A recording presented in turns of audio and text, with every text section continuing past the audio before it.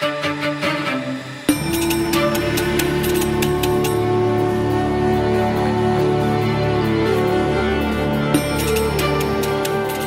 everyone, welcome to Conspirituality. I'm Derek Barris. I'm Matthew Remsky. I'm Julian Walker. I'm Rebekah Borucki. Yay! First co-host. Thank you so much for joining, Rebekah. As I was saying before we started, we know each other briefly from Strala Yoga Days, Tara Styles. So it's so nice and refreshing to see you publishing what you've been publishing, which is what we're going to mainly be talking about today. Thank you. I feel so privileged to be here, a little bit scared, but I'm ready. Let's do this. Nothing to be scared about.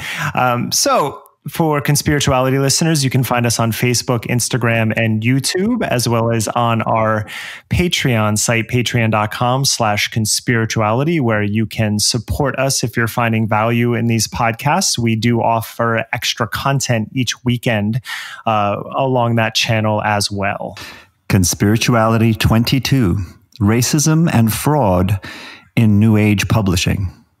Author and publisher Rebekah Borucki joins the Conspirituality team as our first co-host. Welcome for this episode. She's got a story to tell. The culture of her publisher, Hay House, was so resistant to taking a position on the racist attitudes of some of their leading cash cow authors that she ditched her contract and her job with the company as a diversity mentor. We'll be talking about the money and politics of the New Age agenda, as well as editorial standards, ghostwriting, cult apologetics, and the responsibility of publishers to deplatform authors that are hurtling toward QAnon. New Age media isn't all love and light.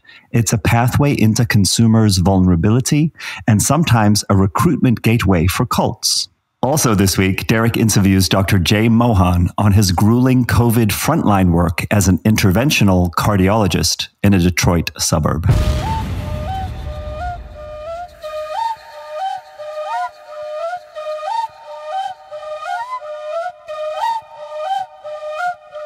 So, Rebekah, when I go to Hay House's site, I see that Hay House is a mission-driven company dedicated to supporting positive change in the world by helping all people to grow in mind, body, and spirit. With a diverse roster of customers, authors, and points of view, Hay House offers products and resources that empower, educate, and inspire. And then a little further down, they specifically have a commitment to diversity, equity, and inclusion. That's a full paragraph. I'm not going to read it. People can go to hayhouse.com, but it very much makes the case that they've been advocating for these topics for many decades. Now, I reached out to you after your Instagram posts that are wonderful. I may have so many questions just on 3 of them that we can go to many places, but let's start with that messaging.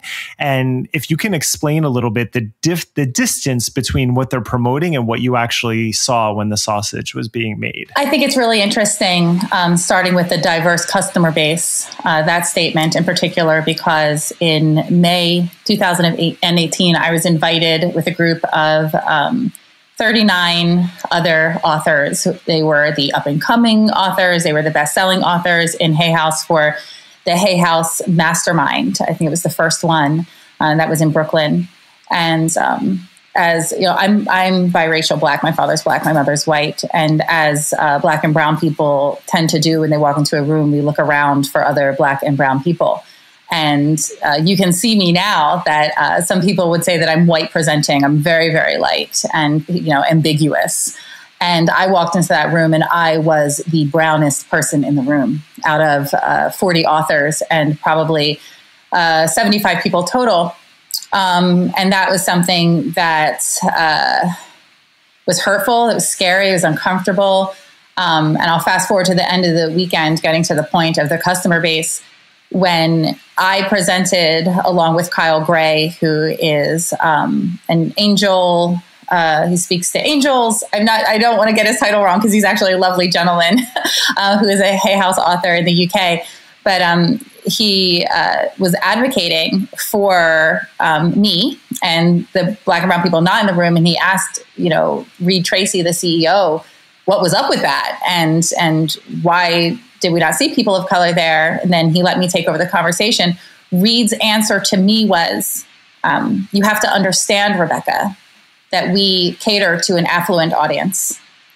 And you have to understand, Rebekah, that Black people just don't submit their books to Hay House, that they were just not getting the submissions, to which I countered that, maybe they feel as uncomfortable as I do right now, and they wouldn't think that they were welcome here. But when he said affluent audience, I think that any Black or brown person listening right now will understand what that is code for. And that means a white audience, a rich white audience. So he knows what their customer base was, and he wasn't making any attempt to cater to that customer base by providing diverse authors, diverse material. So that in and of itself is just a flat out lie. It's not the mission of Hay House, and it doesn't represent the truth about their audience.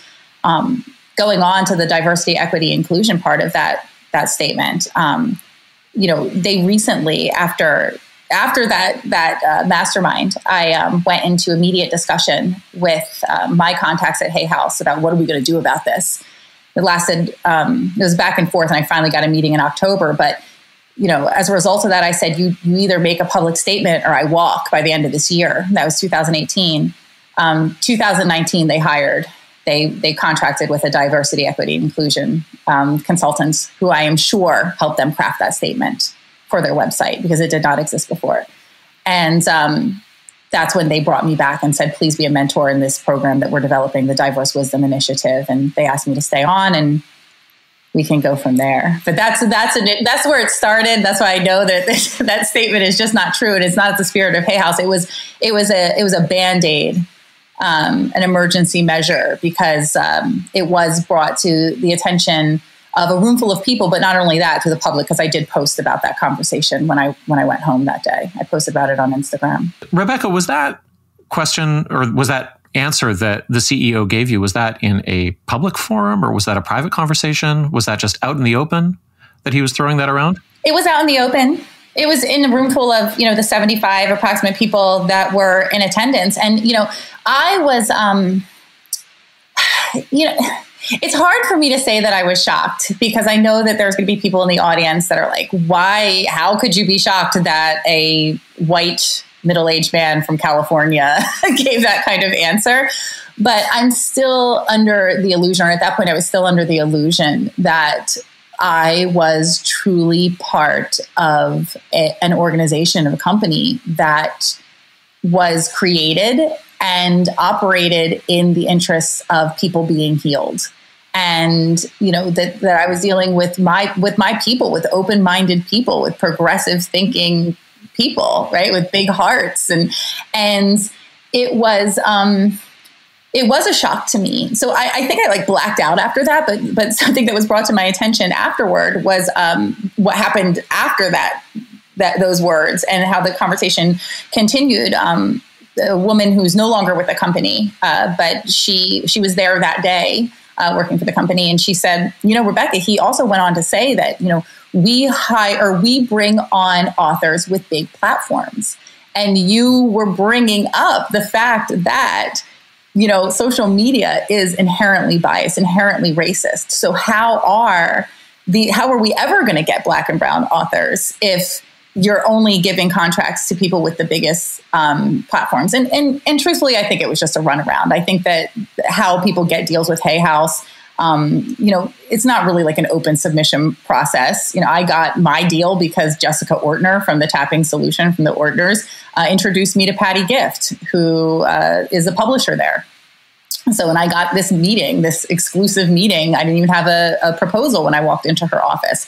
So, and I think that's how it is in a lot of businesses. It's who you know. But he was also just not being truthful, not being genuine, and how the process even works in a room full of people who have been through the process. That was a tough one. That was a tough conversation. And he did say it openly, and I don't even think that he knows why that was the wrong thing to say, or if it was a wrong thing to say. So, Rebekah, you may have clarified this already, but I just wanted to check for my own sake, and maybe this will help others as well. Was the purpose of the mastermind to address these particular issues? No. Or was it oh, okay. That's interesting too, because when I thought we were getting together as Hay House authors, it was going to be more mission driven, talk about our roles in society and how we're serving our audience. And it was really a marketing seminar. It was a weekend long marketing seminar, how to grow your platform. Yeah. So that was disappointing, but I can't, that was my problem, that I thought it was going to be something different. And then one follow-up question, because it sort of jumps out at me, the big gap between what's really being talked about, how much awareness there is, right? What's really happening in practice, and then this diversity and inclusion statement. It seems to me to be a little bit of a trend. A little bit. Yeah. A little bit of a trend where there's like a PR gesture. Someone gets paid to come in and use all the right jargon to make a PR gesture towards some kind of, it's basically like covering their ass politically, but nothing actually changes within the organization. Is that accurate? Nothing changes. No real investment beyond paying the consultant was made. I'll tell you, with the Diverse Wisdom Initiative, and I just shared an email. I kept the author anonymous, but it was one of the participants in the first Diverse Wisdom Initiative where I was a mentor. I was the only person of color who was a mentor. There was originally 3 white authors and me. I asked one of the white authors to step down because she had some problematic interactions with people over her spirit animal program. I know you're all laughing. Don't make me laugh. But to her credit, I told her, look, I saw the interactions. I don't think you handled it well. I don't think that you're ready to mentor Black and brown people. And she said, you're absolutely right. And immediately stepped down from the program. So this Diverse Wisdom Initiative, though, I shared this anonymous letter. The mentors are not paid. We volunteer, which I was happy to do, but that is problematic in and of itself. I mean, there needs to be an investment, and that, the participants didn't know that. And when they found out, these participants, people of color, are like, wait a minute, you're not like, you're investing nothing into this. There was no marketing done. I would say that at least half of the people in the first program came through my personal efforts. I knew them personally. And in the second program, 7 of the 12 people were actually my personal coaching clients. There's absolutely no marketing done. It was basically a logo that they recycled from the UK program. And that was it. It was just a logo and no financial investment whatsoever. So, or energetic investment, really. Rebekah, did you get close enough to various parts of the company to understand what it's worth and what yearly revenues are, and how much it would have meant to the company to actually invest in that mentorship program, to pay people a living wage or something reasonable to do that? No, I mean, I don't have any insight. I'm an author there and a volunteer. Basically a volunteer consultant. A volunteer.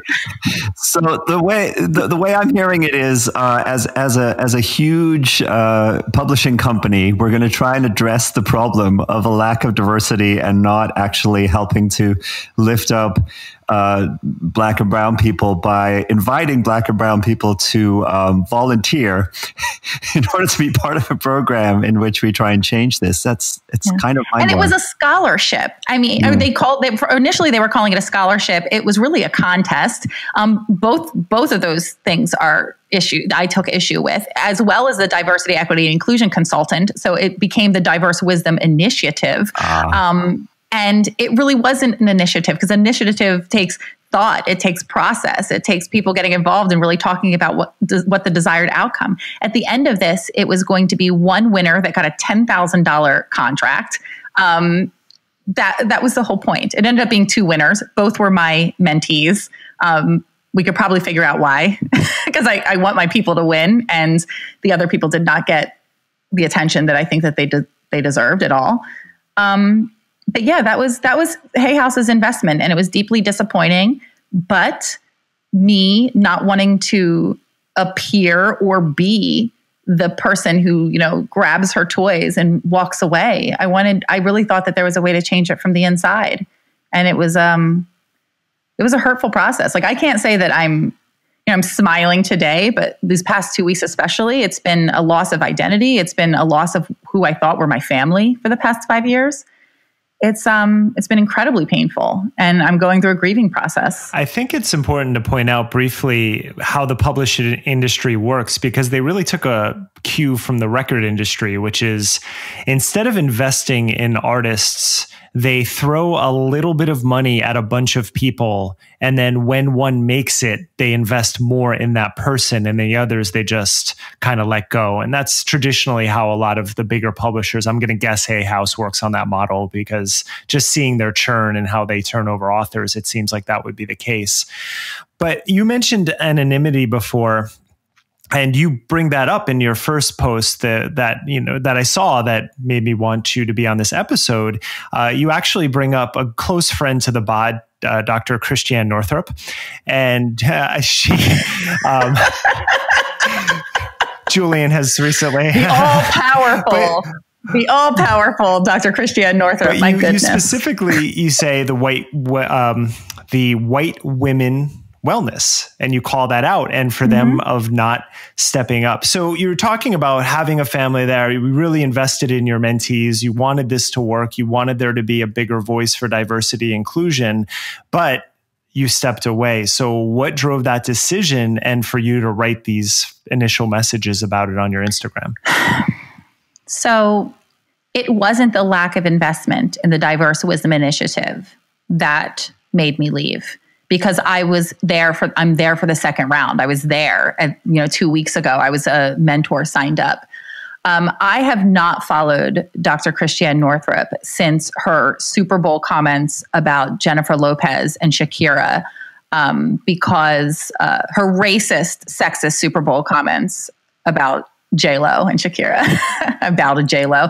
I had some communication with her that she kind of sloughed off as, you're making a big deal about nothing. I was just asking my audience what they thought about this sex trafficking inspired. It was the most absurd comment I ever met, and like being indecent and showing themselves the kids and all of that nonsense after she had praised Madonna's Super Bowl performance. Another 50-year-old woman, just happened to be white. So I had this interaction with her. She kind of laughed it off, and then she deleted the post. But as Black and brown women know how to do on social media, is that we screen grab it immediately, because this is also a pattern of white women that are confronted. They immediately become defensive, and then they delete the evidence, the labor, all the comments. So thousands of comments for this post. So I had that. So I stopped following her. I was like, I'm done with this woman. So I I went to a Unity church, because believe it or not, I have a deep connection to, my creator. I'm a deeply spiritual person. I pray every day. I meditate every day. So I was at Hay House for a reason. Like, I was attracted to the content, but I left my Unity church because of this. They were promoting anti-vaxxer events. And when I raised issue with the church, saying that this was irresponsible to the community, they said, well, you're with Hay House and Dr. Northrup, and she, endorsed your book. And I was like, wait a minute, what? Wait, I don't understand why you're bringing this up. Oh, she's an anti-vaxxer? So I didn't actually know anything about QAnon really in detail until I started listening to your podcast.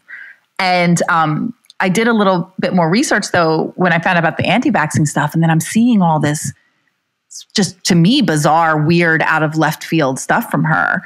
And someone directed me to your podcast. Oh, you're about to get blamed for all of this. So someone directed me. They're like, you need to listen to episodes 7 and 8 of Conspirituality.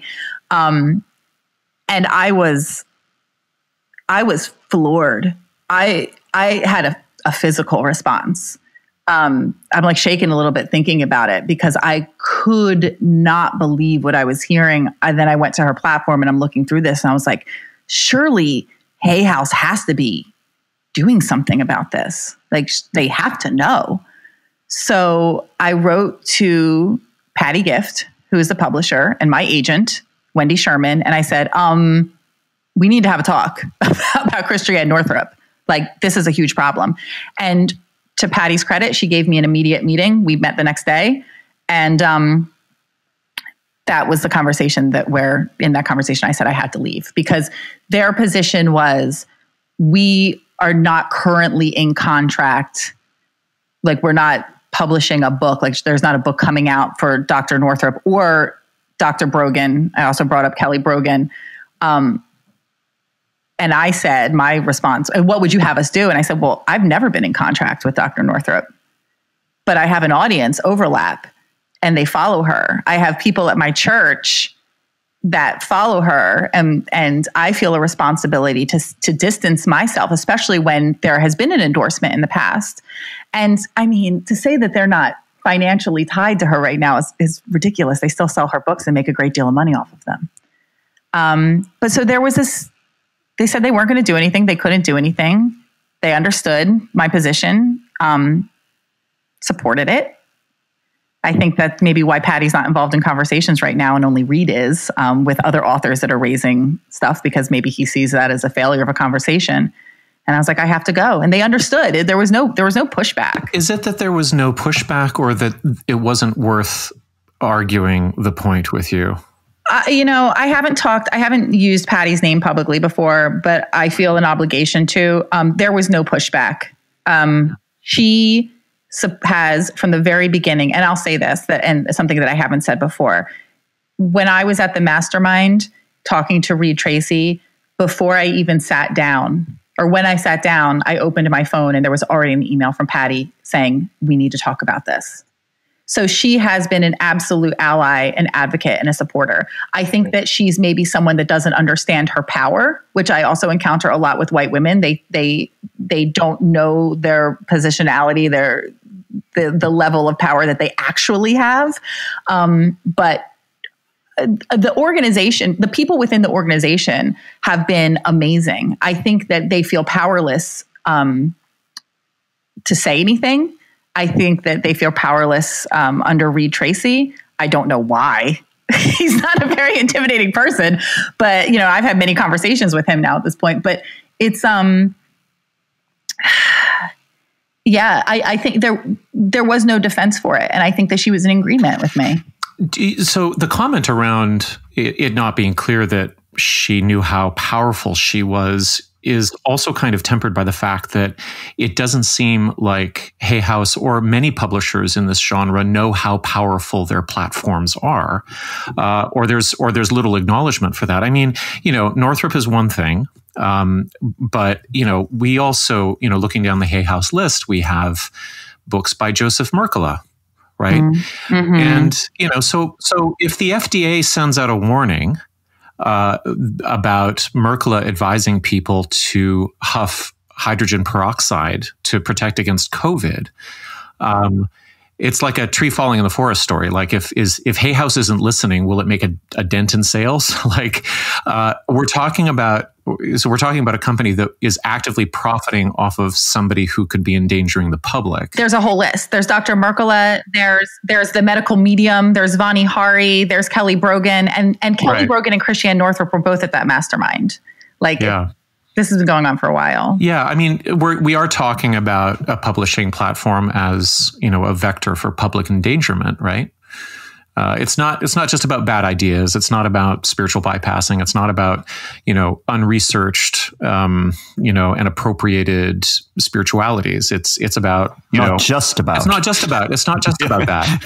All of those things have been sort of critiqued and investigated over the last 5 or 10 years or so by some pretty insightful wellness space critics. But in the COVID era, we're talking about the consequences are deadly for anti-mask activism. And deadly for Black people, deadly for Black and brown people. That's what I'm saying. So when I'm talking about Christiane Northrup and her being, this QAnon conspiracy theorist, whatever, I was like, you have to understand, and I'm talking to Patty Gift, a white woman, and I'm talking to my agent, a white woman, and I'm saying this affects my community directly. This disease, the death rates, it's impacting the Black and brown community harder than any other community. You have to understand why I am involved here and why this is a problem for me. It's not about, I think she's wacky and she has bad ideas. It's it's killing my people and you are complicit. And whether or not you technically have a contract with her or not, is really neither here nor there, because see, this is what happens with Hay House, is that every time I bring these issues up to them, suddenly they become a company. They become a publisher, and they're dealing with dollars and cents and contracts. And you see it even in their mission statement. They're an organization, a community for healing and for people, so they're attracting people saying, if you come here, you are safe and you will be healed and you'll find solutions for your problems. But then when you say, oh, people are coming here and getting hurt, now they're like, oh, it's just a business. It's just dollars and cents.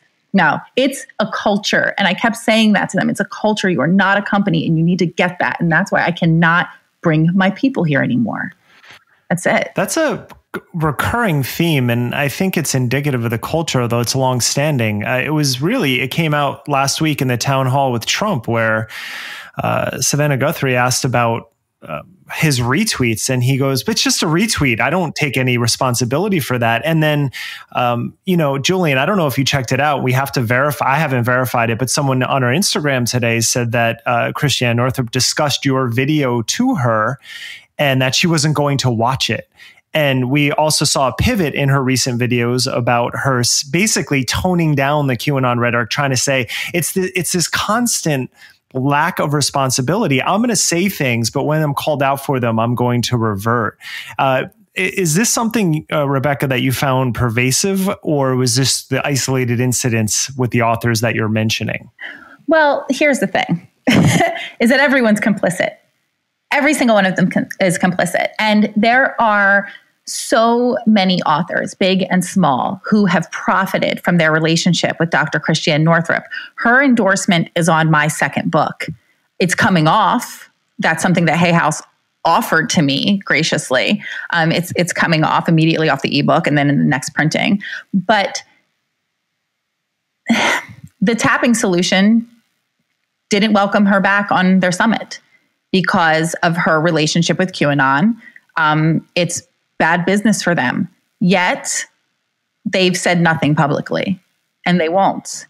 So this is where I take personal issue, where I take an issue with their ethics, because they're protecting themselves and distancing themselves, but they're not protecting their audiences. And there is this huge overlap.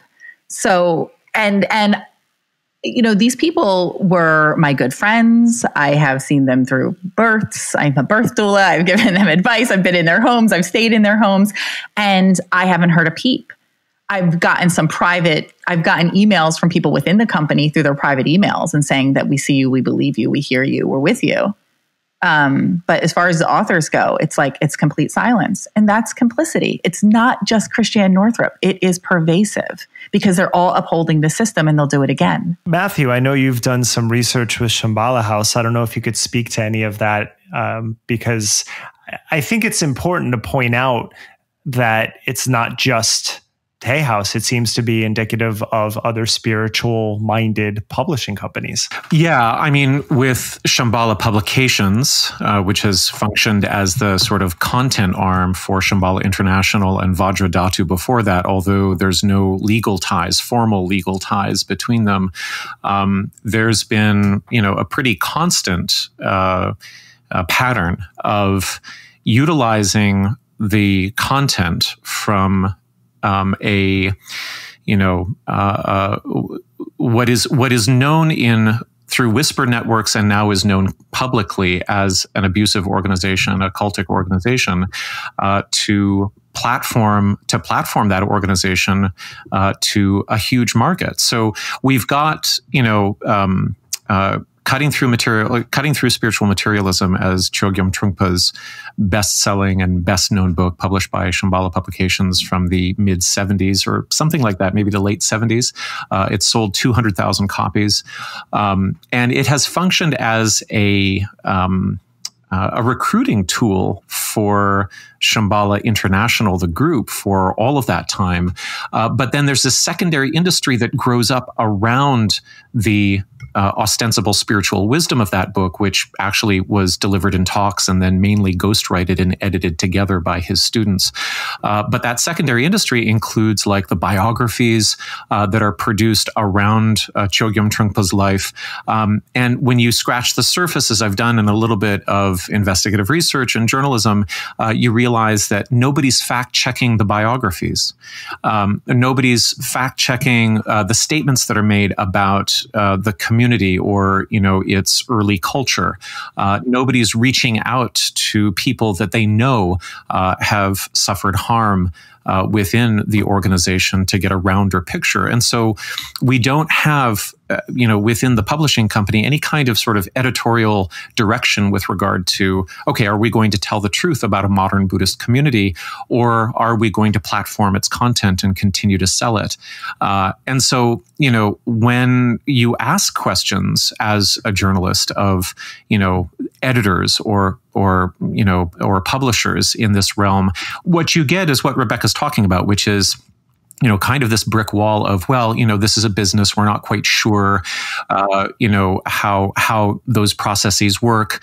Authors are responsible for their own fact checking, that sort of thing. So it's not, I never get the sense when I'm dealing with large New Age or, modern spirituality publishing companies that there's any kind of sort of editorial guidance or protocol that is, or morality really, that's guiding the process of content production, other than what's going to be shiny, what's going to be marketable, what's going to sell, who has the charisma to push the product forward. And that's where I wanted to turn back, Rebekah, to your description of getting that first contract, which kind of just blows my mind, because I think there's this assumption that publishing, invites a kind of meritocracy through the submission, portal. I mean, we know that you have to be connected. We know that who is everything. But you walk into that meeting and you come out with a deal, and you didn't have a proposal. Is that really what happened? So I walked in with a one sheet. Amazing. I didn't even know what a proposal was. And to Patty Gift's credit, she said, "You're lovely. I'll give you a deal right now, but I think that you should go get an agent and then come back with a proposal." And that's what I did. And I got a great deal. A great deal.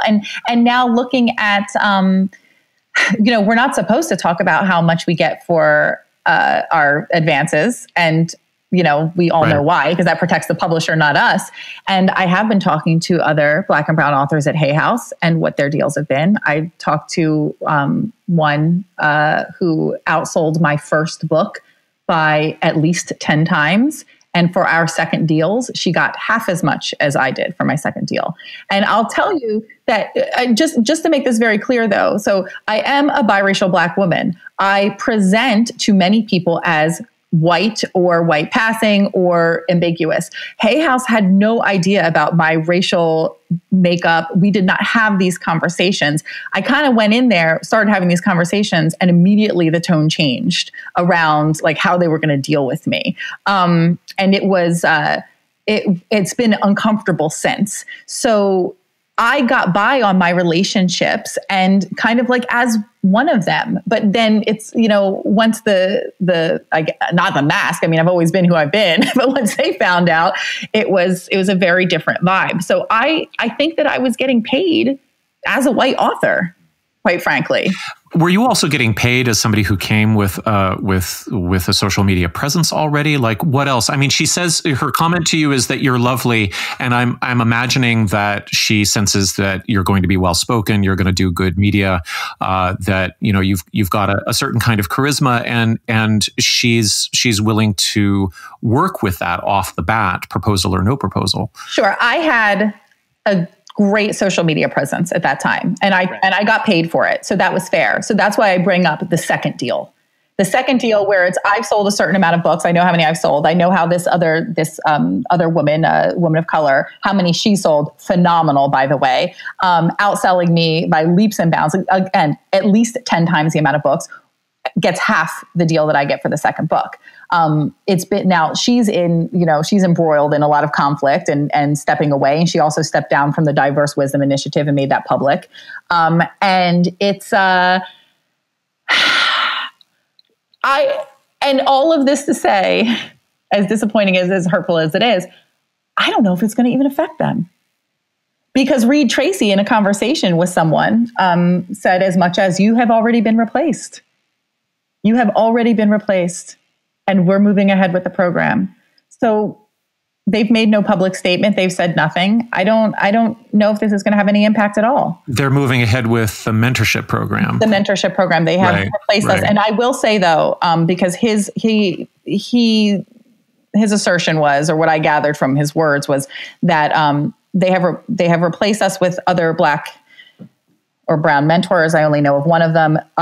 One of the mentors reached out to me and she did it with great hesitation. And we had long talks about it. And her stance is basically, I'm coming in because there are people still involved. And whether it's, 10 or 1, I want to be there because Black people stand for Black people. Like that's what we do.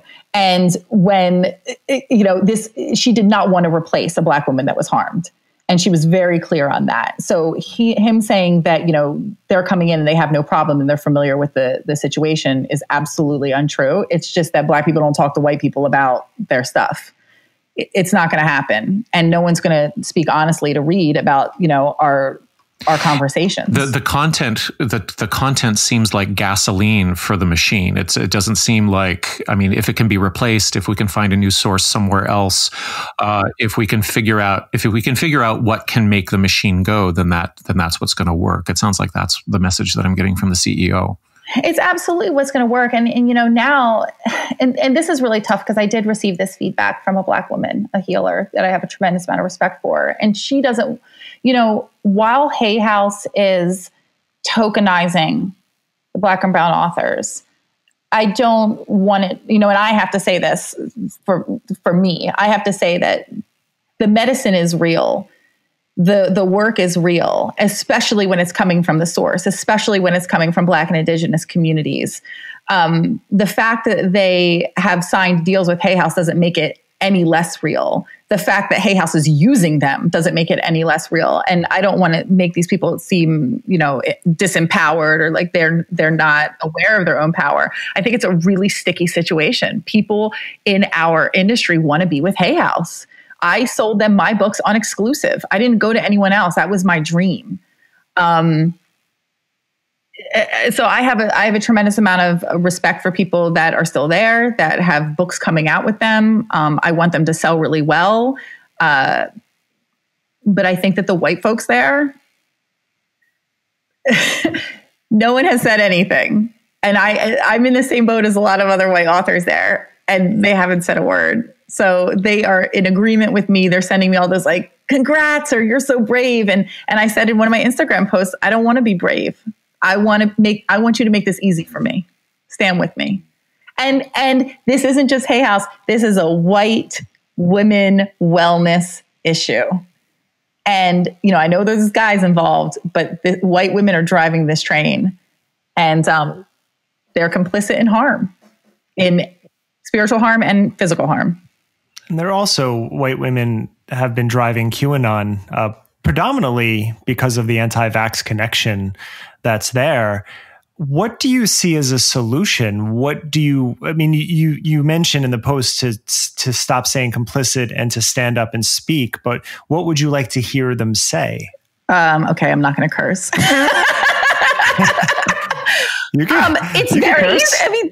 This is so funny because, all due respect, I keep hearing this, Patty and my agent both said this. They're like, they use the word solution. They're like, we're solution based. Like, what would you have us do? We want to get to a solution. I'm like, the solution, ladies, is Black liberation. And there's been people smarter and stronger and braver than us working on this for 400 years. So what I would have you do is just say that it's not cool. That's it. Separate yourself and make your position known. That's the first and easiest step. And I don't think it's really that complicated. I kept getting from Hay House during those talks when I was just desperate to get a meeting between May 2018 and October 2018. And by the way, at the end of that in October, I got a meeting with a person of color that worked within Hay House. And her message was, I said, "Where's Patty?" And she said, "Oh, there's some things that I need to say out of the gaze of my white boss." We had to have a real honest conversation. But they kept saying, this is complicated. This is complicated. And I said, the only thing that's complicated is you taking the steps and trying to look good while you're doing it. That's what it is. You want to look good so bad. And I mean, I think it looks good to say I don't align myself with racist and conspiracy theorists. I think that that's a good look, but but it's so easy. It's just like, hey, we sold her books in the past. We still see that there's some value in her books, but what she's saying right now, it's not our steez. It's not what we're about. That's it. They won't do it. Do you know of anything contractually that would have I mean, you're speaking very freely now, but I'm just wondering whether or not there are any legal liabilities involved in, the editor, the publisher, the CEO coming out and saying, we are going to keep Christiane Northrup's book on our roster because we find it's valuable, but we don't support her current social media presence. We want to make that clear as a company. Anything contractually in the way of that, do you think? There's nothing in my contract that would prevent them. So if I was saying something that was deeply problematic, and they did say as much as if she was posting on their platforms, because we do have opportunities when our books are coming out to go on their platforms to promote them and do lives and stuff that they wouldn't allow that to happen on their platform. My position is that she is an extension of their platform because of her position there, and how big her relationship with them. So they did say that, no, there's nothing in my contract. Now, is that relationship, is that interpersonal as well? Because I'm wondering about the extent to which at larger New Age spirituality media companies, what we have or what we're looking at is a certain set of not only cultural expectations that are difficult to challenge, but also like leadership issues. I mean, when I think about the interview that we did with Jeff Krasno for Commune, he's got a very large platform that doesn't have, there's some overlap with Hay House. I think, the Venn diagram, Marianne Williamson is right in the middle there. But he's taking an active and activist role, and I would say a lot of social risk in coming out and saying, this type of culture jamming, conspiratorial thinking is not only ripping through wellness communities, but it's also tearing at the fabric of our democracy, and it's hurting very vulnerable people. He's saying all of those things out loud. Now, maybe he's doing that as a private citizen. I think he's very independent that way. I know Derek knows him personally better than I do, but it seems to me like there can be leadership modes in this landscape in which individuals can actually steer the ship in some way, that it doesn't have to be about, shareholders or income entirely. And that, when it becomes a good look to say, actually, I'm cutting Dr. Northrup free, is something that can be provoked from the top instead of from the bottom. Do you think that like individual leadership is relevant? I think absolutely it's relevant. I think that this is why I had the conversation with Hay House and not Dr. Northrup, is because Hay House has a huge influence in this industry. All they have to do is make a move and everyone else is going to follow. This isn't complicated for me. And as far as the risk, remember back in May when everyone was like really about Black lives and they mattered and all of that. I think that there's still some residual, there's still some merit in saying, supporting these efforts. And I don't get the resistance. I don't get the resistance to stepping up and saying things. I think it's good on all angles. I think from a financial angle, I think from a social angle, I think going forward, what's inevitable in the future, I think that they're positioning themselves very poorly. I think a lot of people are positioning themselves very poorly. And that, for me, only says, I'm sorry if I'm not answering your question, but that for me only says is that I don't think that they really do get it. I think it's very short-sighted. And I don't think that they understand where people are headed as far as the conventional wisdom mindset. My whole thing is that people are dying. I got to be real. Like, people are dying. This is an emergency. I don't care about your bottom line. And the truth of the matter is that the only person that lost any money here is a brown woman. Like, no, everybody else is cool right now. And I was willing to do it. But, and I said this to Patty, like, I'm just sitting over here in my house in the woods with my 5 kids. Like, I support this family. And it's really frustrating for me. I'm happy to give up whatever I had, but it's really frustrating for me that people that would lose not a dollar by saying something have not. They should be speaking up. It's appalling. Matthew, I'm curious, in terms of the stuff that you've looked at over time and what you were just saying about Shambhala, like, what are the commonalities that you're seeing here, and how do you understand it in terms of because I hear like these relationships between the profit motive, material that purports to be about healing and community and awakening and these sorts of messages, and then the complete sort of inability to handle the reality of abuse, the reality of political situations, right? The reality of, or just simple feedback, right? Well, and it relates to that thing that I said several episodes ago, which is I feel like there's this issue around how we think of spirituality as being too sacred to criticize, but too ineffectual in terms of the real world to really matter, right? Like, it's like, this stuff matters. This stuff actually affects people's lives. Yeah. Okay. So I just took some notes, and I'll try to connect 3 things together in terms of how I feel that Rebekah's story is resonating with other sort of publishing narratives that I know. And I'm just thinking about how, Hay House goes back to Louise Hay, of course, who died with a net worth of $81 million, I think, and whose, alt health prosperity gospel was essentially libertarian.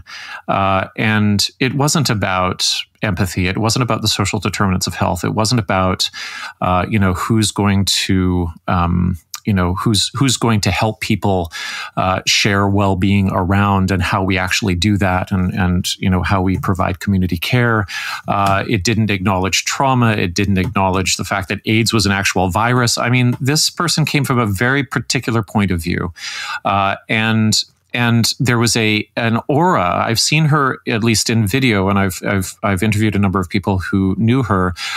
There was at least an aura around her of unimpeachability, of untouchability, that whatever she was able to say or channels came from some sort of magnificent place that reinforced the libertarianism of her message, because it seemed to be coming from within her holy selfie self, right? So there's that kind of centrality of a main charismatic figure. And if we just sort of translate over to the parallel example of Shambhala International in conjunction with Shambhala Publications, that's exactly how Trungpa Rinpoche was looked at, is that he was this sort of uninterrogatable, unimpeachable genius who spoke from the divine realms all the time. And so there wasn't, at the beginning of the publishing enterprises that ended up becoming cultish in Shambhala International terms, and then corporate in Hay House terms, there wasn't this sense at the beginning that, hey, we're getting together as a community to discuss interesting ideas and to see which ones actually work when we put them into play. It wasn't really like that.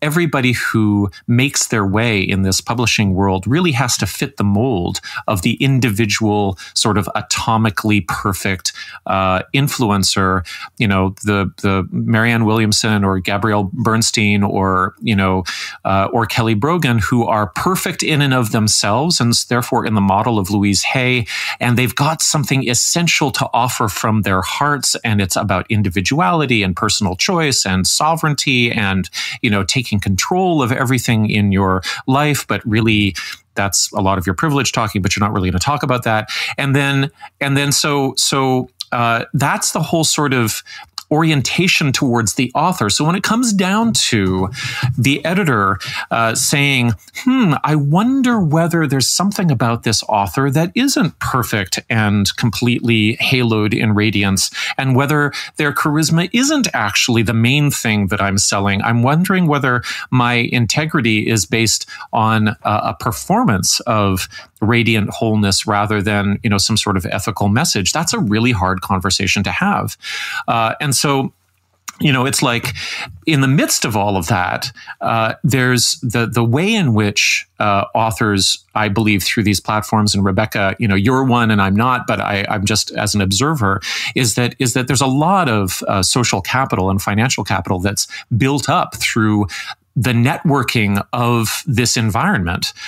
People are testimonialing for each other. They are blurbing each other's books. They are forming alliances. They are, and then when the internet age starts up, holy shit, they're affiliating for each other's courses. I just got an email from Kelly Brogan that was trying to boot me to a $1,000 natural birth, sort of home birth Nazi course by Kim Amani. I'm sorry, I'm going off a little bit, but like it's worth $16,000 though. Where she says it's worth $16,000, and as I click, there's a referral code, and I know that if there's a conversion there, that Kelly Brogan's going to get paid a chunk of that $1,000, and I know that affiliate rates can go up to 50%. Yeah, usually for digital, digital products are 50%. It's 50% standard, and it's like so we've got these.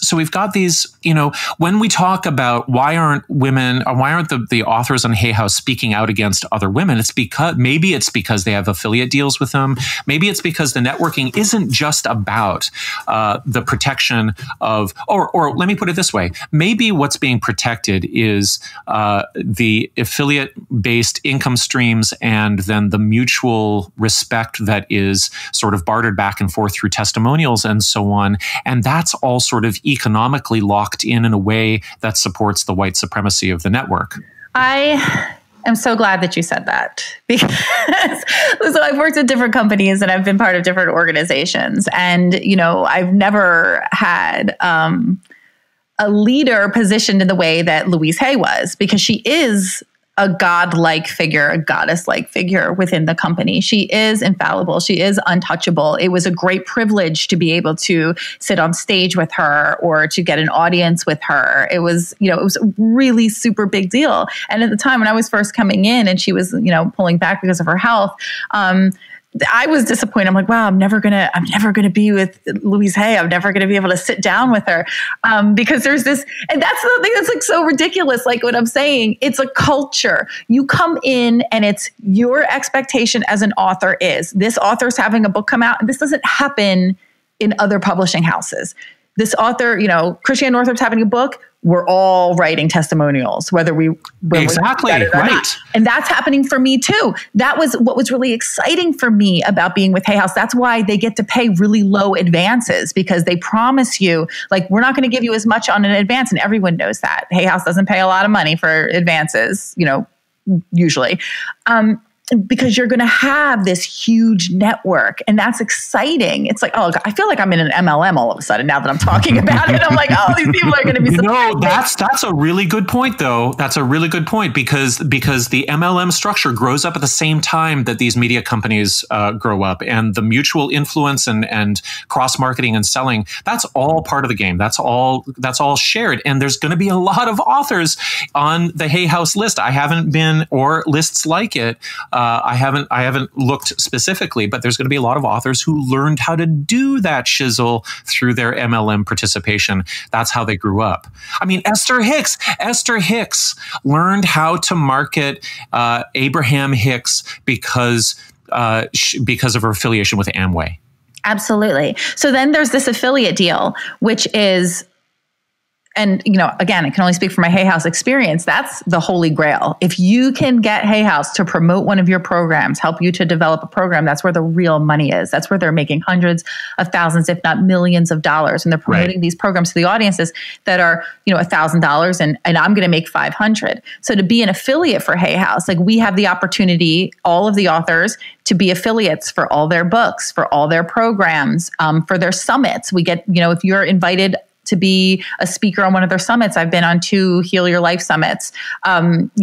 That's a really big deal for my sales. And there's all these ways that we're so much of a community, and it's so based on a hierarchy and positioning and who you know within the community. I've heard that the angel card readers being, they're like, well, we don't get to, invited to these things. And it's like, they're a clique. And it's so insane that now that I'm saying this, I'm like, wow. I'm glad that you brought up the word community again, because it's actually a toxic mimic of community, if I may say, because it's not really about whether or not you share values. You share content and you share a market, but it sounds like everybody is organized in such a way that the network can kind of operate as a series of individual, radiant, charismatic nodes that need each other, can't speak out against each other. They're not going to check each other. They're not going to hold each other responsible for anything, because what's in it for them? Why would they? And so it doesn't, maybe going back to my question about leadership, I guess it comes back to, is there really any leadership, or what are we watching? Something that's been set up as kind of a networking charisma machine that is very difficult to interrogate. Like, nobody would actually say from a leadership position, oh, actually, you know what? I'm in charge here, and I'm going to step in and I'm going to do something which nobody has done before, which is to tell this charismatic author that there's actually a limit to their expertise. Oh, there absolutely is leadership. It's just that they're not leading people toward being ethical and responsible and being independent and speaking up for themselves. The leadership is saying, we stick together. Right. Like, we're not, and you don't let this out, and you don't speak against the company. And, I just didn't get the memo, because I've always kind of been an outlier. I come from poverty. I don't come from a lot of education. I didn't know about this world. I walked into it as someone that, I'm offering my meditations on YouTube. And I just happened to grow a very big audience without that network. So when I came in too, people didn't know who I was, and I didn't know who they were. So, and I didn't really get the rules. I didn't get that memo. So when I'm sitting at the mastermind, even 3 years into being in the company, I didn't know why I wasn't allowed to ask Reed Tracy why there were no Black people in the room. And I was shocked by the response that I got. Gabby Bernstein was sitting next to me at that table, and we got into it on the microphones because, I didn't know that I wasn't allowed to question Gabby Bernstein. I just didn't get it. I didn't get it. I learned. I learned real quick. But so they really poached the wrong writer. It's like because in a way, maybe this is a cultural question. Like, when you're sitting there with the 45 other, top authors, are you getting the sense that you're sitting within a culture that has been trained to, as to what the show is? Well, I'll tell you, the first day I went back to my Airbnb and I just cried. And I'm not a crier. I didn't know what was happening to me. And this is where I want to speak to the trauma that when you said that, spirituality isn't that important, that it carries its actual weight, but people are going in there and being traumatized on a spiritual level. And that's what happened to me. Like, I came in there, I have a belief system, I have a practice, I am very dedicated to it. It did save my life. This is what I teach my people, or what I show my people. So I didn't have an understanding of this disconnect. So I go in there and I'm seeing this. We're talking about marketing and we're talking about membership sites. And I'm like, what is happening here? I went back home and I cried. And the next day I got that sense when I was sitting at a table with Kelly Brogan. And I'll just say it because I'm not with Hay House anymore. She was the most obnoxious, condescending, rude, nasty person I've ever met. And I'm sitting there with a very extensive mental health history from the time that I was a little girl, and something I'm very vocal about and I talk about. Someone that is someone that has taken medication, someone that tells people to do what they need to do to heal themselves and to live, to stay alive. And I had never been so hurt, so offended. She was attacking me. And it was just, so then I got the idea of like, okay, who we were or who they are and who we were. Yes. And then also what Hay House was willing to put out there and put up with and promote. So yeah, I got it. Was that that was around a dinner table or something? It was at the first day we were all sitting in a big circle around the room on the perimeter of the room. And the second day we broke up into little tables. This is the mastermind event. This is the mastermind event, and that's when I was sitting with So there was some sharing, and so you disclosed something, and then you got a sermon about how you shouldn't have taken medication or something, or psychiatric drugs. She's not into those. Right. Yeah, she's not into. I got that. Wow. No, Matthew did an extensive report on her recently, and it blows my mind because I have a book out last week on psychedelic therapy, and I think it's very important that it replace a large amount of antidepressants, but I make explicit in the book that it doesn't replace all of them and that we create better models. And that's something that gets lost in that situation because I suffered from anxiety disorder for 25 years and I was on medication. So I know, and it actually did help me for a while. And then I was able to taper off. And that when I see these Hay House authors, not all of them, because I have friends who are on them, but this hardline path of this is the way, that's the biggest indicator to me that I need to run the other direction. Yeah. And that's where I was the outlier. That's where I didn't, where I'm coming from this position of I'm this mom, I'm from New Jersey. This is a thing that I use. It worked for me, but I totally have respect for your method or whatever gets you by in the day. Like I was about surviving. I'm still about surviving. And the conversation, and I did get some pushback from people in my audience where they were saying, well, like, wait, so you're saying that the pharmaceutical industry isn't messed up or it's not this like terrible patriarchal, consumerist, capitalist. I'm like, no. That's not at all what I'm saying. I am a critical thinker and I'm someone that knows how to read and understand the media. And I came into Hay House having had a spiritual background and someone who has healed from her meditation practice. And also I love antibiotics when I need them. And this is where I couldn't believe what MDs that were being published by this company. And again, it's not just Hay House. I mean, this is a problem across many different spiritual publishers. I gave bunny ears there, quotation marks. But do they really care? That's the question that I want to get to. It's like, do they actually really care? Mm-hmm. And the answer that I'm coming up with is absolutely not. Well, and that also goes to, part of what we're puzzling over is like, why won't these people stand up and say something and stand alongside you? And part of it is that they probably share a significant amount of beliefs with Northrop and Brogan and Jackie Newcomb and Sayerji. I'm just looking at the bestseller. Sorry, I was on my phone. If I seemed disrespectful, I was looking this up because Hay House has a list of their New York Times bestsellers, and I'm seeing, right? It's basically all sorts of ways to affect your diet and to cleanse in ways that will make you ageless. Right? It's like, let's try and be ageless and be really healthy through various kinds of cleansing and dietary changes. And then it's the ultimate guide for retirement after 50, which is all about finances. That's a Sue Zorman book. A lot of it is Anthony William, the medical medium, right? And then he's the celery guy, right? He's the celery guy, yeah. Exactly. That's like, buy all the celery juice and like go to the store. You buy it all. You buy it all. You drink the celery juice until you have explosive D. That's what it all does. It's explosive D. Really. and then you read the color of the explosive D according to planetary energies. Future.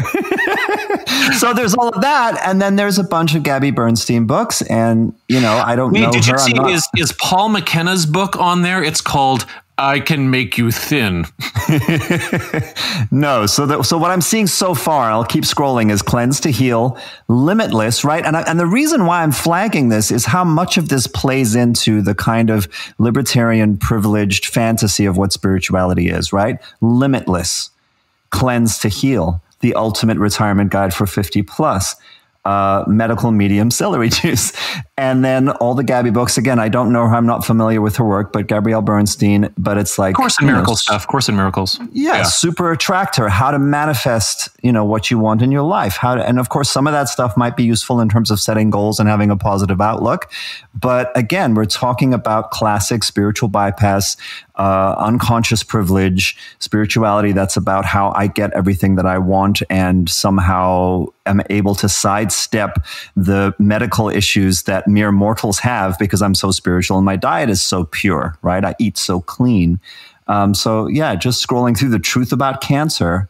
Oh wow! Somebody has the truth foods. about somebody has the truth about cancer. They have a couple cancer books. They have a couple cancer books. Yeah. And by the time we get to Christiane, who I'm going to guess is about 10th or 11th on the list, Goddesses Never Age. Oh, it's not her sort of encyclopedia, Women's Bodies, Women's Health. That does not seem to be on this bestseller list. Yeah, right. So I'm not sure. Yeah, it's sort of acknowledging that the messaging, the ideas, the beliefs, the market that they know they're selling to, which, they're in a slip, we're completely transparent with you about, Beck. So they're just like, yeah, this is what our people buy, and these are our people. I have a question. I'm a little bit fascinated by was it Mind Masters or Masterminds or Masterminds? Yeah. So the meeting, like I had a little bodily chill when you said that you met in a circle first. And I thought of that there might be like a check-in or a go around or something like that. And then there were other circles. Uh-huh. I always feel bad in situations like that, but you're describing really feeling like an outsider being, the only brown or black person there. And, but I'm just wondering, what else did that feel like? Like it was about marketing, but why were people meeting at all? I mean, why wasn't it a conference call? Because it's a community. Well, it would have been a really messy because it's community. And it's that message from the top that says, you are the chosen ones. You are the ones that we deem to be important. You get this exclusive invitation. When it was presented to me, Jess Ortner from the Tapping Solution, she called me up and she's like, Rebekah, I saw your name on the list. This is such a big honor. This is such a big deal. Aren't you so excited? And I'm like, I guess I am, and it makes me sound kind of like naive, but it's nice to be for someone, my issue is I'm like, the Jenny from the block girl, like I'm coming in I don't always have the right words and I don't always use the right pronunciation because I have that Philly accent. And I'm walking into this space thinking, wow, I've arrived. They've acknowledged me. So I'm sitting in this circle feeling uncomfortable because I'm there by myself, but then also like, oh, I belong here. Now, what happened was on the second day is that we all get together for a group photo. And that's when I went, oh, shoot, this is going to go out on social media. And I'm going to be sitting in this sea of white women with beach curls, like smiling away. Like this is a bad look and I feel bad and people are going to feel bad when they see it. And I was completely right. I mean, the people saw it and freaked out. Well, Black people saw it and freaked out. Black people in the community, in the spiritual wellness community. But so how I felt, I don't know. It was mixed. Like I felt happy to be there. I felt privileged. I felt lucky. And then also felt like why I cried at the end of the day. I don't belong here. This is wrong. And it has, it's not about business for me. It was really, really about like the spiritual, energetic aspect of it that just felt like crap. Well, let me point out as a fellow Jersey native that I understand your pronunciation perfectly. And my oh, so you say Trenton too? I was born in Trenton, and water, which gives my wife endless pleasure of hearing me say water, because. But I just want to point out as we're running up on time, because I want to make sure to get this in. First off, that as I mentioned in the beginning, Matthew has done a lot of work on this, and this Monday's bonus episode, he is going to offer a lot more on his research specific. So listeners, check that out. And I know, Rebekah, that you launched an imprint with Hay House called Wheat Penny Press in 2019. No, that's my own. Well, it was an imprint, but now it's your own, correct? Or was it always your own? It's always my own, because Hay House rejected the book, that the children's book I wanted to do. And then the deal that I walked away from was them publishing the second book in that exact series. Got it. Okay. That's what it was. Well, and you could think about that. You could go with that how you will. Yeah. Well, no, please well, I mean, so you were an author and you started your own company. So you're already making that move. So I'd love for you to just talk about what you have planned with that, just what you have in your own. Sure. Yeah.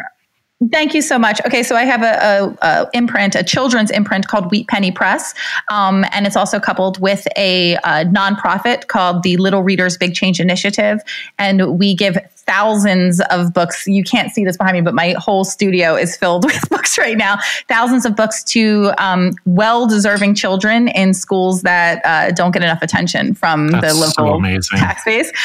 So we travel to schools. We give free author visits, which is something that they never get. And we publish books that are inspired by the Own Voices campaign. So it's a campaign that was started online. It's a hashtag.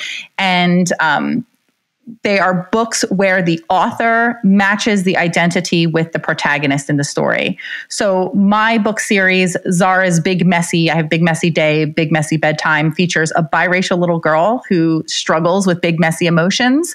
The books are not about racism or anti-racism. They feature kids, the Black and brown kids, LGBTQ kids. I'm a mother of a trans son, disabled kids. I'm a mother of 3 disabled children. That deal with regular everyday stuff. It's not about it's not about their identity as much as like just the stuff that they deal with and representation. So it is the coolest thing I've ever done. All my love is behind it. The nonprofit is thriving and we're doing so well. And we are doing a program right now, with authors, New York Times bestselling authors of the Black persuasion that are coming in and talking to kids for free. We're doing a whole online workshop. It's been great. And I'm so, so, so, so happy to get out of that deal with Hay House. And what I said to them when I walked away was, because they only took one book and I did it for distribution and recognition of the whole series and my other authors that I publish. But I said, Zara is like my 6th baby. And there's no way I could give my little brown baby to people that don't know her, don't care about her, don't care about her life or care about her future. So it was a blessing. It was a blessing. It's a really good ending and new beginning. I'm so happy that you're doing your own thing, like in a totally different context. I grew up in small press here in Toronto.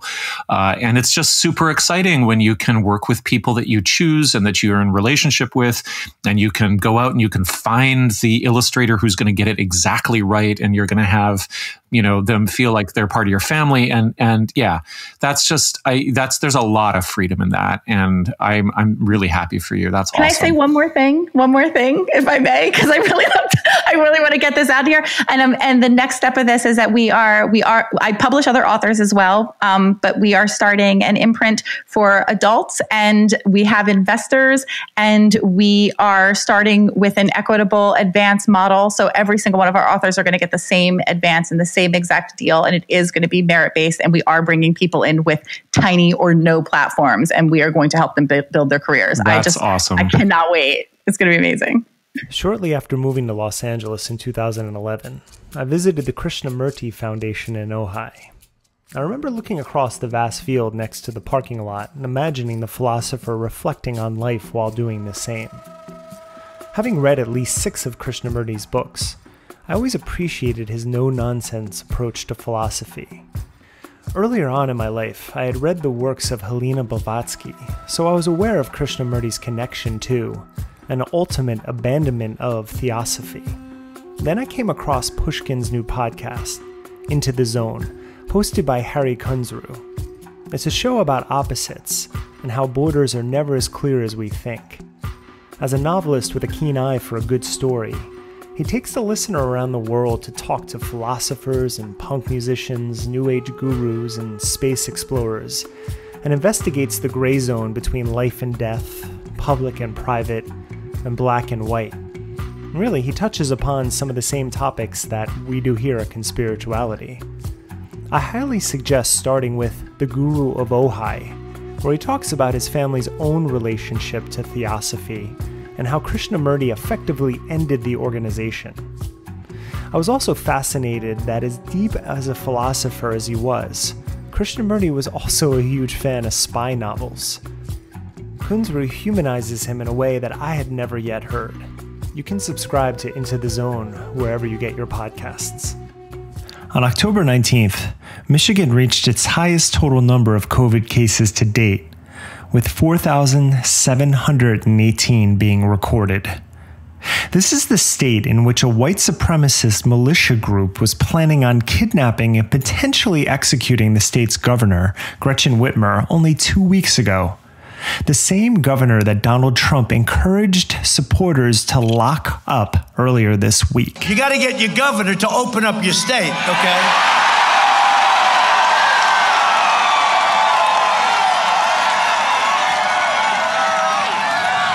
And get your schools open. Get your schools open. The schools have to be open, right?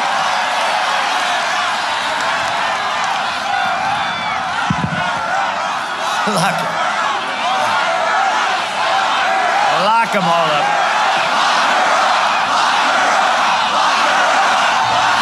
Classy to him and his supporters.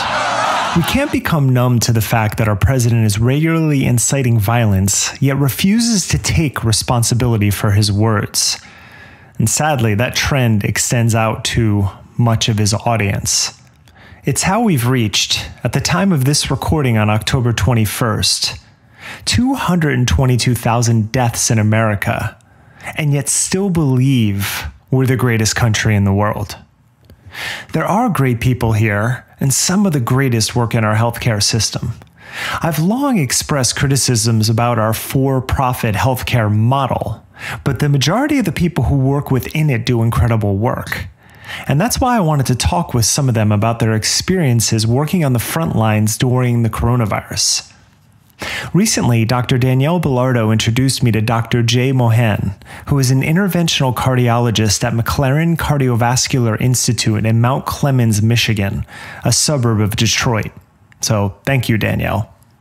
Jay is certified in internal medicine, cardiology, echocardiography, and nuclear cardiology, and is a registered physician in vascular interpretation. He's also very active on Twitter and Instagram at Dr. Jay Mohan and Cardiology on Call, respectively, where he regularly provides educational slides and videos. And as you'll hear during our talk, he didn't expect to be on the front lines of COVID-19, but a few months ago he was thrust into that role in a matter of hours. As I've mentioned on the podcast before, I worked in an emergency room for 2 years while in college. And while my role was monitoring suicidal patients, I did get a front row seat of what happens in that environment. How quickly a hospital can go from calm to overwhelmed, and how hard doctors and nurses work. And that was not during a pandemic. Many of the topics we've discussed over the months on Conspirituality really frustrate me. But the anti-mask, anti-vax, anti-science, COVID is a hoax crowd really gets to me. Not only because they refuse to even consider basic science, but also because they discredit the work that many hardworking healthcare professionals perform every single day in our service. And so I'll be talking with them over the coming months as we enter this third wave, or second wave, or continuation of the first wave of COVID in America, depending on how you're counting. I want to thank Dr. Jay Mohan for taking time from his busy schedule to talk, as well as thank him for his service. And I hope that you don't have to see him or his colleagues anytime soon. But I know that I feel better knowing that doctors like him are out there for us. I'm really interested in understanding from people who are on the ground working with COVID patients and people who are experiencing this, and just getting some real world insight into what this virus is and what the people actually go through who get it. And so to begin, I would just love to hear a little bit about some of your experiences and how many patients you've treated and what you've noticed about this virus that may be unique in your own experience as a doctor so far. Yeah, absolutely. My initial experience with COVID was, I just finished my fellowship training, and, I started my real job recently, about a month ago. But I was an interventional fellow at Beaumont Hospital in Detroit. I graduated in July, but during the end of my fellowship, so basically from February to July, I had direct contact with COVID because, like many other parts of the country, Southeast Michigan and Detroit in particular was ravaged by COVID, and we had a huge amount of numbers. My hospital was about a 1,200 bed hospital, and, at one point in late March, early April, we were at about 80 to 90% COVID positive. We were basically turned into a COVID hospital. And I remember in late February, early March, as an interventional fellow, I was one of the most seniored training staff. I was at, I'm 8 years post-grad. I figured, I would have no interaction with COVID because my main role as a fellow was, to be in the cath lab and to do procedures. And, things changed and evolved so quickly. It just was mind blowing. I remember I just got home late day. I knew COVID was going on, was really starting to hit Michigan. And I get a phone call from one of the hospital administrators, and they called me and they asked me, they needed my help. They needed me to come in that night to help run the COVID floors.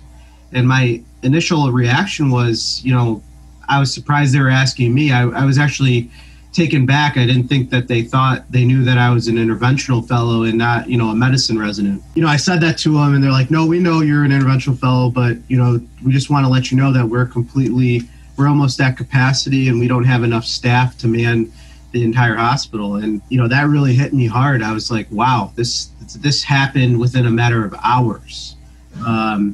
And so the next day I went into work, and, my program director told me, listen, Jay, I'm sorry to tell you, but, the cath lab's been closed, and, we need your help on the COVID floors. And because you're so highly trained and you're used to dealing with really sick people, we need you to run the COVID ICU.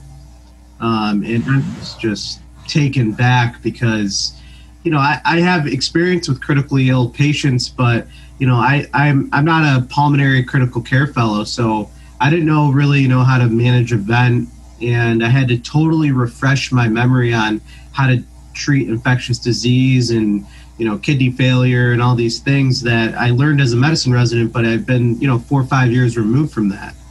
And I remember my first day on the unit, I was just quiet. I was letting the medicine residents on my team kind of run the show because, at that point they knew more than me. But as time went on and each day went on, I was responsible for running the unit of about 25 intensive care patients. So they were all intubated. They were all the sick of the sick. And every day during that week, it was, the treatment was evolving. And I really felt like I brought something to the table because COVID affects the cardiovascular system pretty hard, and especially in regards to thrombosis and stroke and kidney failure. And so, I had the ideas of, why don't we start anticoagulation earlier? Why are we doing this and why are we doing that? And I had an inquisitive mind, and I think a lot of it had to do with Danielle and Ali. And, I luckily have a very big social media following. And when this was all happening, I actually found social media to be super helpful because they were giving me the newest information at the minute it happened. And my team really appreciated that because I felt like we were up to date with patient care which evolved pretty much by the second, worldwide. But we were up to date because I was getting information fed to me. That was my initial experience with COVID. And I remember one of the craziest memories I had was I was asked to do a central line on a patient, and their dialysis catheter is always clotted off. And so we had to go constantly replace their lines. And, that's simple stuff for me. I'm used to doing more complex stuff, but I remember sitting there in the room, N95 on, mask on top of that, goggles on top of my glasses, double layer of, gowns, and I'm sweating and my glasses are fogging up and my hands are shaking, trying to get access on this patient. And I just kept thinking to myself, I'm like, wow, this is so hard just because I'm so scared for myself to infect myself and my family that, it was making me slow and not as, forget my training almost. And I actually, I got the job done, but it took me a long time to do it. And it just made me realize how scary this thing was and how other people in my situation, like mentally, how it can really affect you. Just because you're highly trained, that doesn't mean, you know how to deal with something we've never seen before. Now, your training is in cardiology, and have you noticed specifically with this virus, anything new that it does to patients that you hadn't seen? I know you're newer on the floor, but you've been training for a long time. So you have pretty good awareness of how people's immune systems and how they react to different viruses. So what can you tell us about this that maybe opened your eyes that we were dealing with something different? The major thing, especially as an interventional cardiologist, is we deal with heart attacks or what's called STEMIs all the time. And what that usually entails is that there's a plaque rupture and, a thrombosis in a major heart vessel that we go in and fix with stents. But when COVID started, we kept getting these STEMI activations from the ER with their EKGs look like these big ST elevations. And then we would take them to the lab and their arteries would be completely normal. And, right when that happened, we'd be like, okay, this is COVID. And it happened, 3-4 times a day. And actually, I remember the University of Miami came out with a protocol that said, when they suspected COVID with ST elevation, they said, give thrombolytics instead of taking people to the cath lab and potentially infecting your staff. And that's when I knew this was different. I was like, this is, unlike anything I had ever seen in my life. Influenza and Coxsackie and other infectious agents can cause myocarditis, but I've never seen something that acted so much like a heart attack that, and then when you take them to the lab, everything's completely normal. And it's just basically, COVID affecting the heart muscle and causing myocarditis and heart failure. And also this idea that it really wreaks havoc on the vascular system and causes microembolism and pulmonary embolism and deep vein thromboses. And, I've never seen an infectious agent wreak havoc like this has in terms of clotting and all of the destruction that comes from clotting. So you are very outspoken on social media, which I've appreciated going through and following your feed on Instagram. When you hear someone, in this case, it would be the president, but it's not limited to him in any capacity, when they say, do not fear COVID-19, and also people advocating for herd immunity right now, how does that make you feel? Truthfully, it really frustrates me because I wish they could see my everyday life. And, the fact that when COVID was really ravaging Michigan, that I had to change in my cold garage every day out of my scrubs and, spray myself with Lysol before I went into my house where I have a 2-year-old and a 1-year-old. And, now I have my mother-in-law living with us, but every day it's a battle to think like, am I going to infect my family? And, it just blows my mind that, people are complaining about wearing a mask and, there's nothing to fear and this is just the flu. It's like a complete and utter slap in the face to all healthcare workers because, we have to wear masks every day, and we take the utmost precautions, and we're out there on the front lines taking care of people. And one of the things that's frustrated me the most is there was this initial, really everyone's like, oh, healthcare workers are heroes. And then all of a sudden everyone's kind of turned their backs on us, and they think that we're trying to push some political agenda, that we're trying to ruin the economy. And, what they always forget is that we care more about the health of our population than the pocketbooks of our population. The economy doesn't work with a sick population. So at the end of the day, I care more about if my patients are healthy and they can survive, to live, to work, versus, just let everyone kind of run rampant and see what happens. Like, that's not a scientific method for me. And in regards to the herd immunity, it doesn't work. It's already been proven. Sweden is a prime example of that, where it doesn't work. And, their per capita case fatality rate is one of the highest in the world. And they've shown that it doesn't work, and they've been criticized for that. But somehow there's still this idea that herd immunity is the way to go, even though we've had multiple papers demonstrate that, the antibody production post-infection is less than 20%. So even though people are getting infected, that doesn't mean their chance of reinfection and death are lower. There's no evidence of that. So this idea that herd immunity is a possibility, I don't think it is, unless we have a vaccine that can produce an antibody response that can protect, a large proportion of our population. Right, but you're dealing with a country that has a growing anti-vax sentiment for reasons I've covered as a journalist for a long time. That is, from my perspective, extremely frustrating. Now, I really appreciate that you talk about the positive aspects of social media, because I think that gets lost sometimes. And it's really nice to hear that it really helped you through that difficult time and continues to do so. And being so active and having so many followers, I'm wondering, though, do you get pushback on your feed? And if so, how do you respond to it?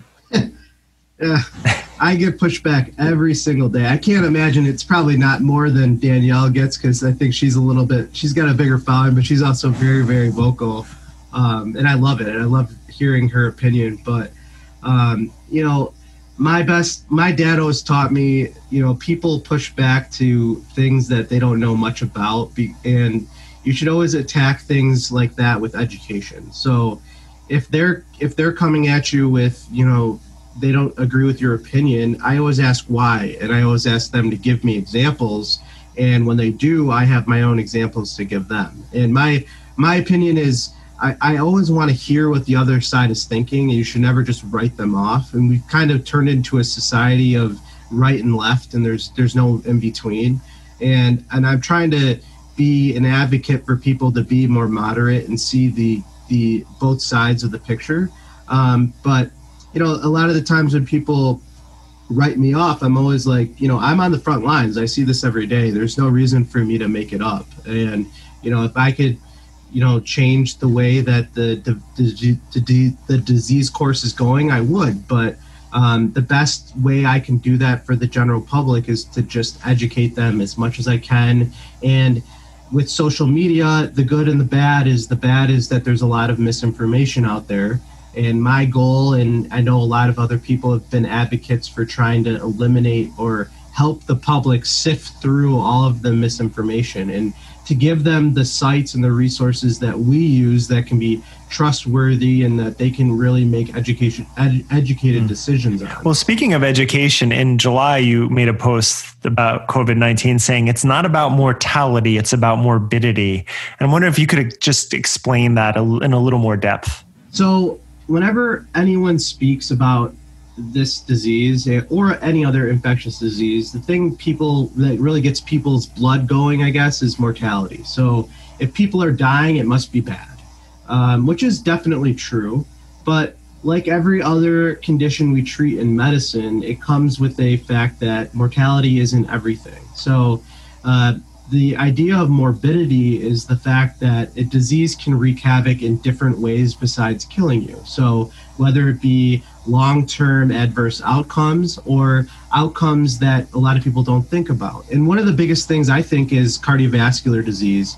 And there's a great paper by Jack that was, I think it was titled, "Where Have All the STEMIs Gone?" And what we found was very interesting during the months of March through pretty much June, the percentage of patients that presented with an acute MI that was actually due to plaque rupture, the amount reduced in the hospital was astonishing. I think it was over 50 or 60%. And that's because people were literally sitting at home with chest pain and infarcting at home because they were too scared to come to the emergency room because of COVID. So that's what morbidity is. The morbidity of COVID is the fact that all of these other chronic diseases are suffering because of COVID. So the more that there's more patients we have with COVID in the hospital, the less likely patients with COPD, heart failure, heart attacks, cancer, GI illnesses, they're less likely to come to the hospital, and they're also less likely to receive adequate care because so many of the facilities and resources are dedicated towards COVID. So it's really going to hurt. You'll see in years to come how COVID-19 is going to affect multiple other comorbid conditions, and how people that had cancer and heart disease, they've suffered because of COVID-19.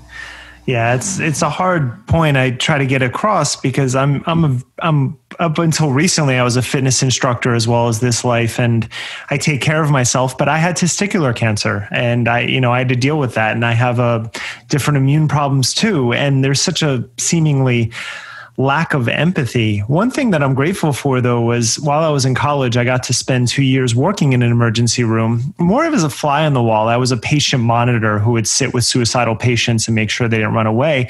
But it's hard to really explain what it's like when an emergency room can be extremely quiet for hours, and then all of a sudden it just gets slammed, and what that energy is like. And has that been a consistent thing for you over these last few months? Has it gone in waves? Do you see it picking up now as we head towards flu season? I had never seen anything like it back in March and April. I mean, it was literally like there was a natural disaster, is what you always heard about when, it's all hands on deck kind of thing, where one day it was, a normal day, and the next day it was, holy crap, the hospital's at capacity and they're all COVID patients. And then luckily with education of the public and learning more about what the disease does and how to treat it and how to prevent it, which one of the major things was wearing a mask and also preventing large gatherings. I think Michigan did a great job personally with instituting that and being one of the harsher states with lockdowns. So from June until end of June until recently, it's been very good. The ER is not slammed. We're not overwhelmed. The cath lab's open back up. Outpatient procedures are being performed. But I have noticed, and sadly, I have noticed over the last, maybe 2-3 weeks, the numbers are climbing up again. And a lot of it has to do with the resentment and COVID fatigue and people thinking that, COVID's not a big deal. And unfortunately, our president's kind of pushed that agenda, and I'm not sure why that is. But unfortunately, a lot of his followers and supporters have kind of followed suit, and they're kind of thinking that maybe they're not at risk. And we're starting to see that affect our hospital, especially we're seeing higher infection rates. And, now one ICU, we previously had no COVID ICUs. Now we have another COVID ICUs back. So, unfortunately, it's starting to see a second wave, and I'm a little bit nervous as flu season approaches, especially because I think people kind of write off, and everyone in America has this idea that we need to go to work and we need to, we can't be sick, and, we have allergies, and you're starting to write off some of these symptoms that you have. And it's got a little bit scary because it may be the common cold, it may be the flu, but it may be COVID, and you don't know. So I think we have to have more robust testing. I think we have to go back to that. How has testing been in your hospital, in your area in general? It was really good, and then it's tapered off again. And then as of recently, we are now reinstituting testing all outpatient procedures coming into the hospital to rule out COVID. But it really has been very, very hit or miss. And one of the things I've noticed is a lot of people are almost like nervous to test patients, because if a patient gets under this PUI or patient under investigation status, a lot of resources have to be allocated to that patient. They have to be moved to isolation. They have to get more close nursing care, all of the PPE that's necessary to see them until the test is negative. So I think as physicians, they're a little bit nervous to even test patients for COVID because they don't want to be the guy that's allocating all these resources to everybody. To close, I just would love to hear, you are about education and trying to get people to understand the seriousness of this. So as we do head into flu season, what are the best steps that people can take right now? I think even as a physician, I've gotten COVID fatigue. You have to remember that this is a pandemic and it's not isolated to our country. It's not political. This is a real thing going on. And over 200,000 people are dead in our country and over 1 million in the world. So we have to get this COVID fatigue out of there, out of the people's minds and out of everybody's minds. And we have to start being more, take our due diligence and be very cautious with, be a mask advocate, be a patient advocate. And we have to push the idea that the vaccine is going to be the solution and end to the pandemic, and it will be done in a scientific way. It will be done in a safe way, and we got to take the politics out of it. I want the public to regain trust in the healthcare profession and, the nurses and the doctors and the janitors and the respiratory therapists that are on the front lines. Listen to them. They know what's going on every day. And listen to them for the information. Take the politics out of it and remember that this is a health crisis. And so listen to the healthcare workers when it is in regards to that. And we will get you through this and we will keep you educated and informed, but we need your trust and we need you guys to really believe in us that we will do the right thing for you and your families.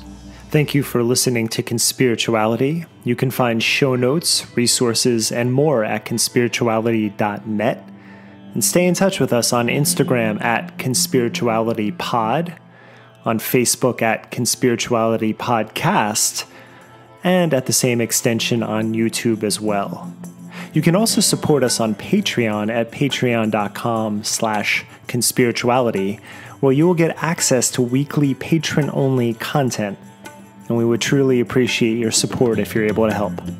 All music you hear on Conspirituality is by Earthrise Sound System, which is the partnership of David Duke Mushroom Schomer and myself, Derek Barris.